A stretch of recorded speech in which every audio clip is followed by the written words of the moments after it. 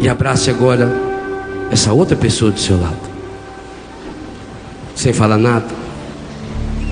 É um abraço de cura, é um abraço de restauração.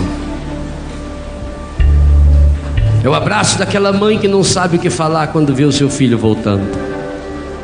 É o abraço daquele filho que não sabe o que dizer quando abraça o irmão porque perdeu o pai ou a mãe.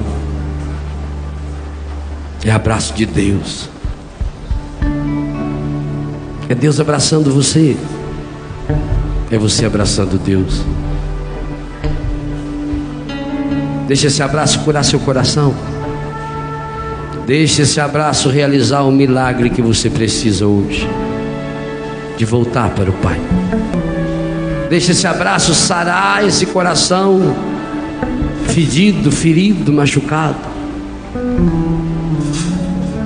Deixe o Pai agora, no silêncio, falar ao seu coração: filho, filha, volte. Venha experienciar milagres. Porque eu amo você, eu amo você, eu amo você.